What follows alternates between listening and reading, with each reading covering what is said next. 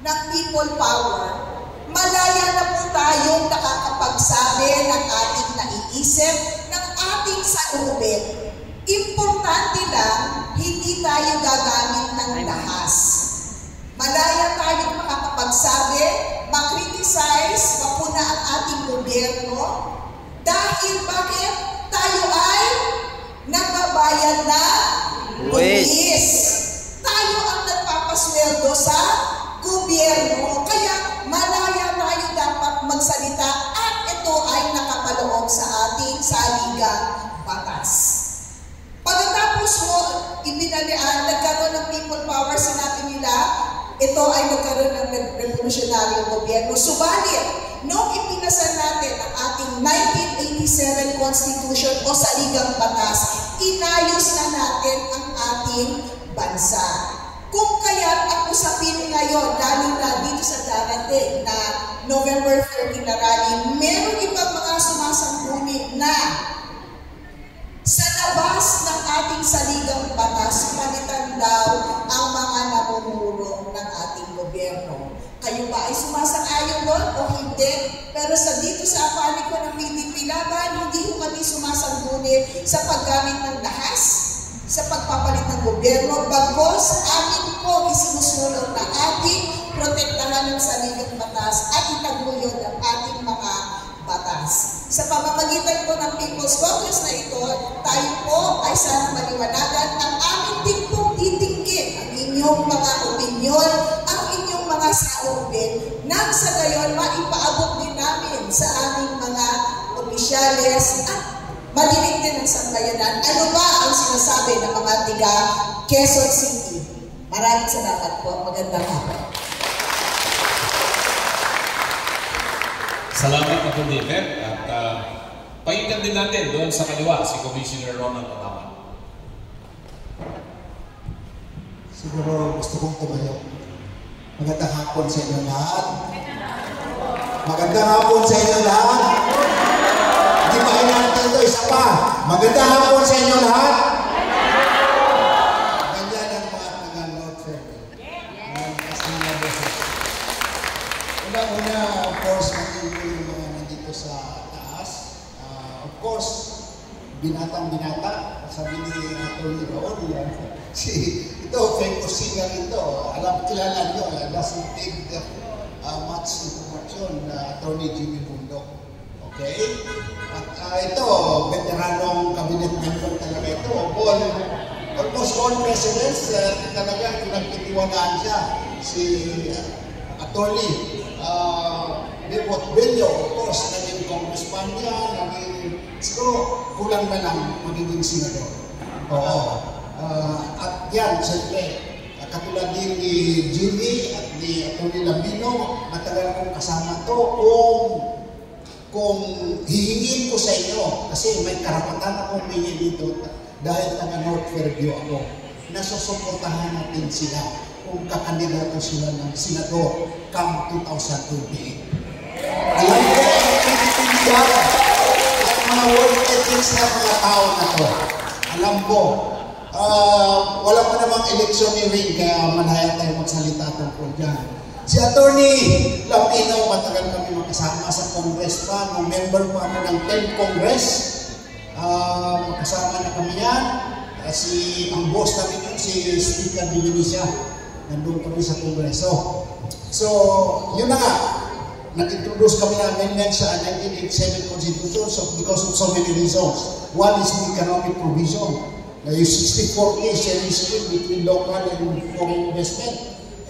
Talagang ang gusto namin noon, yung 40%, lakihan sana. You open up the window for foreign investment. Para nang sa ganun, maka-establish tayo ng more jobs, opportunities sa Pilipinas. Pero walang nangyari doon. Pinulitika rin kami, natalo kami sa Supreme Court. Nakakayaman sabihin na natalo kami sa Supreme Court. Pero talagang historic yung ginawa namin during the time of GMA. Siya yung chairman ng form of government, and I was the chairman of the structure of government. Gusto namin parliamentary at saka federalism. Ngayon, anong ginawa nila? Ginamit yung Partido Federal ng Republic of the Philippines. nag-introduce pa sila ng law o executive order para amendahan yung constitution, para transform tayo to a federal system. Wala. Ginamit lang. Ginamit lang yun para isulong yung kanilang advocacy. Anong nangyari ngayon? Of course, si Yusek Astra, Naik, matagal ko lang kilala to. Si Atty. Contacto, kaibigan din natin yan. PICC Commissioner. Tama, no? Yes.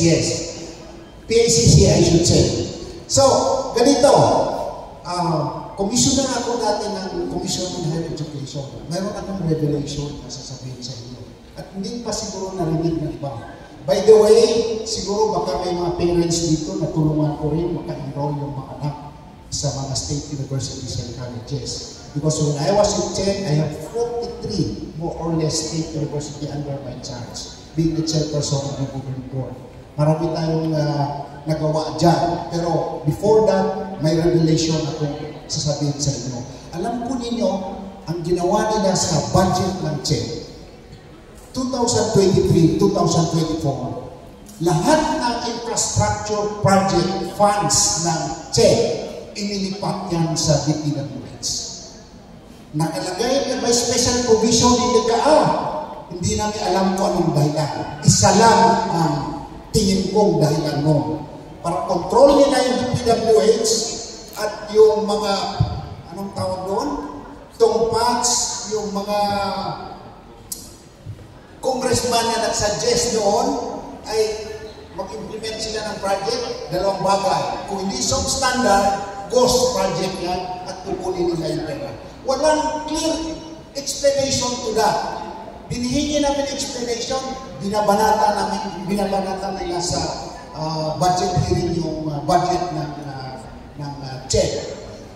All budget project funds above 5 million inilipat ang implementation sa DPWH from 2023 to 2024 at ibinalik nila 2025 pero across the board binigyan lang ng 25 million ang infra project ng mga SUC.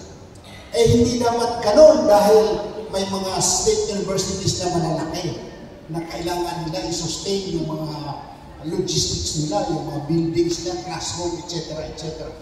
Noong from 2023-24 hanggang ngayon, hindi nagdagdagan yung mga classrooms, yung mga state universities. So, ito I am very optimistic to tell you about this because ako first-hand information, kasama ako dyan.